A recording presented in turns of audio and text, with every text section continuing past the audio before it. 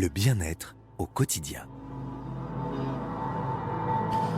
Bonjour, on aspire tous au bonheur, à être heureux au quotidien. Mais comment lâcher prise ? Comment bien se relaxer ? À travers cette série de podcasts, nous allons rencontrer des professionnels du bien-être au quotidien. Quels sont les bienfaits de l'aloe vera ? Est-ce que l'hypnose thérapeutique fonctionne ? Qu'est-ce que la sophrologie ?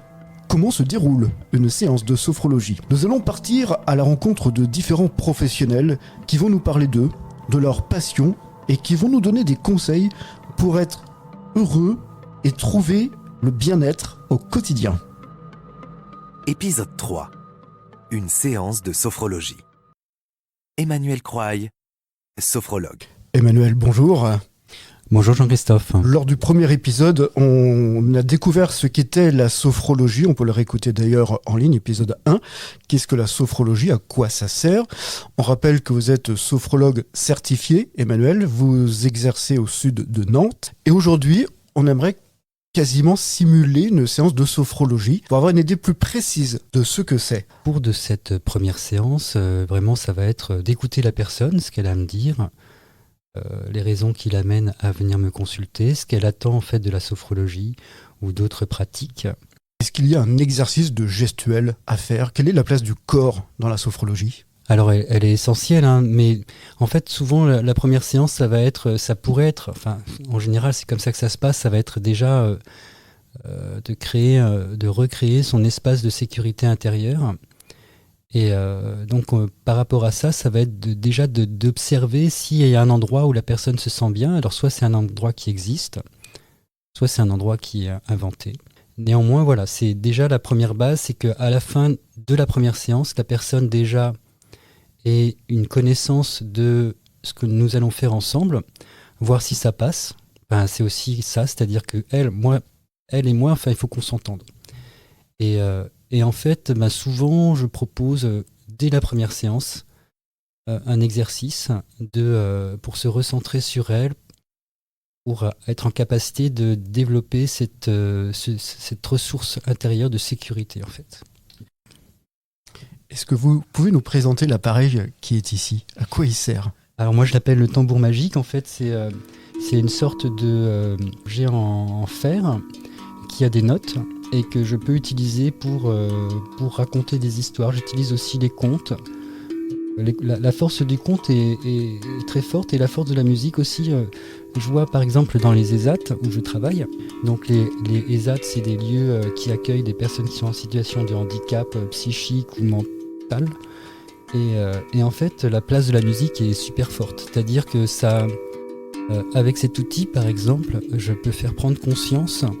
Parce qu'on est quand même dans une histoire de prise de conscience, toujours, la sophro c'est ça principalement. En fait, les personnes peuvent prendre conscience que leur corps reçoit l'information avant la tête. En fait, je vais utiliser par exemple une mélodie, une gamme avec des bémols, et les gens vont me dire « Ah oui, c'est triste ». Je dis « Oui, effectivement ». Donc je leur explique comment se fait la musique et pourquoi le fait d'avoir des bémols et des dièses, ça peut entraîner une tristesse. Et là, je joue avec l'instrument et du coup, le fait d'être dans cette introspection très très forte, elles perçoivent alors là, mais à une puissance extrême, ce qui se passe, quoi. Et du coup, elles ressentent la musique très très très très chouette, très fort. Quand tous les deux, Emmanuel Croaille, on avait simulé justement une séance de sophrologie, vous m'aviez demandé de fermer les yeux et d'imaginer un lieu où je me sens bien. Naturellement, j'aurais pensé à une plage où je vais chaque été. Et paradoxalement, pas du tout. Ce sont les souvenirs d'enfance d'un dessin animé qui me sont venus, d'un dessin animé japonais. On allait très très loin. Comment ça s'est passé en fait ? C'est un petit peu, c'est ça le phénomène, c'est-à-dire que quand on lâche prise, on découvre des choses insoupçonnées. Des ressources insoupçonnées, mais parfois aussi des découvertes comme ça en fait. D'un coup, nos certitudes peuvent être balayées, et c'est ça aussi la richesse de ces pratiques qui passent par le corps. C'est-à-dire que notre mental, il a un certain fonctionnement, il a vraiment des habitudes, c'est un petit peu comme des autoroutes. Et tout d'un coup, on va essayer d'aller ailleurs, c'est-à-dire on va retourner dans le corps, on retourne. Alors certains vont dire dans l'inconscient, ça peut être l'inconscient. L'inconscient, là, il est en train la définition de l'inconscient est en train de changer, mais moi je préfère parler, on revient dans notre corps, et notre corps il est rempli d'informations et de souvenirs, de choses qui ne nous parviennent pas forcément par le mental. Notre mental, il peut avoir tendance à mettre des barrières. Nous, on va être là plus dans l'ouverture, c'est-à-dire on ouvre le champ, on ouvre le spectre, on rentre vraiment dans notre intimité la plus profonde, et là, il y a une surprise. Souvent, ce sont des surprises. Et les personnes, effectivement, vivent, en général, plein de choses, mais souvent extraordinaires et souvent très personnelles, qui sortent, en fait, de nos conditionnements, qui sortent même parfois de notre éducation, qui sortent de ce qu'on a pu apprendre. Tout d'un coup, tac, il y a quelque chose qui apparaît. Et ça, c'est magique, en fait.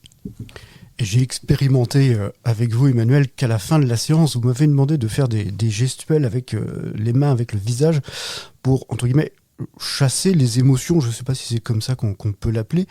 Et c'est vrai que quand on sort de la séance, on se sent réellement autrement. En fait, il n'y a pas de secret, c'est-à-dire on est toujours dans ce rapport au corps. Et là, en fait, l'exercice que vous avez fait s'appelle le sophro-déplacement du négatif. Notre corps, en fait, il est à la fois notre baromètre, c'est-à-dire on sait si on aime, si on n'aime pas, qu'est-ce qui se passe, il ressent. Et des fois, nos tensions, elles nous parlent aussi, c'est-à-dire qu'une tension dans le dos, il y a forcément une raison. Une tension au niveau des bras, c'est pareil. C'est-à-dire après, il peut y avoir effectivement des raisons physiques, c'est-à-dire les gens qui vont tout le temps faire le même mouvement. Je pense aux gens qui sont en usine ou autre, et forcément, il y a des résonances au niveau du corps. Mais par contre, voilà, on se concentre sur ces tensions. On fait cet exercice aussi de rétention d'air, c'est-à-dire inspiration. Je retiens ma respiration, je fais une tension soit de l'ensemble de mon corps, soit une partie de mon corps. Et ensuite, j'expire. En fait, ce qui se passe au niveau de notre conscience et de notre corps, justement, c'est que tout d'un coup, il n'y a plus d'oxygène. Alors là, le corps, il dit « Oh, qu'est-ce qui se passe ?» Et il va se concentrer sur... il va vraiment partir sur ailleurs. C'est-à-dire, si jamais on a des douleurs, rien que le fait de faire cette apnée, eh bien, notre conscience, elle va essayer de trouver une solution, quoi. Et qu'est-ce qui se passe ? Donc déjà, on commence à rentrer un peu plus intérieurement dans notre corps. Et l'idée, c'est que plus on rentre dans notre corps, et plus nous allons dans notre intimité profonde. C'est vraiment ce jeu-là, en fait.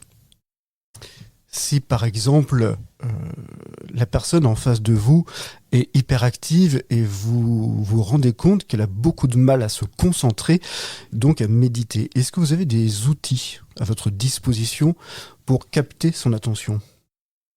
Effectivement, là, j'ai fait une formation en Brain Gym, je trouve qui est vraiment un complément à la sophrologie. Et en fait, c'est plein de petits mouvements, vous pouvez voir la fiche qui est derrière moi, c'est plein de petits mouvements qui permettent à ces personnes qui sont hyperactives de se concentrer différemment, d'appréhender le corps différemment. En fait, l'hyperaction, c'est, à mon avis, c'est juste mon avis, c'est souvent, on a besoin de faire quelque chose pour combler quelque chose. Mais ça peut être cette hyperactivité, elle peut être aussi dans la tête, elle peut être aussi à manger, elle peut être... il y a quelque chose, à mon sens, de combler quelque chose. Donc comment combler quelque chose, mais que ce soit des choses utiles pour soi. Et effectivement, ces petits mouvements de gym qui vont agir au niveau du cerveau, une brain gym, eh bien, ça peut déjà être une première porte pour aller vers... une activité un peu plus tranquille. C'était une séance de sophrologie avec Emmanuel Croy, sophrologue à Bougnay-les-Couets au sud de Nantes. Emmanuel, comment vous joindre ? Une adresse, un numéro de téléphone ? Alors vous pouvez me contacter au 06 26 32 31 53 et le cabinet se trouve 2 rue de la Grande Ouche à Bougnay-les-Couets. Et c'est vraiment sur la ligne 3, en allant vers Neustrie. C'est tout simple.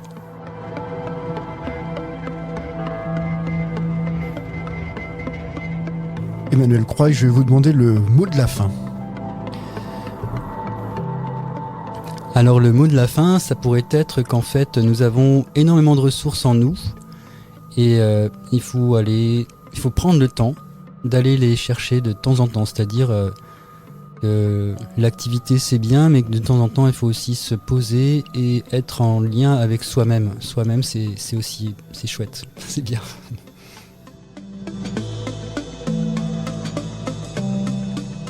Le bien-être au quotidien. Une production, l'autre agence nantaise.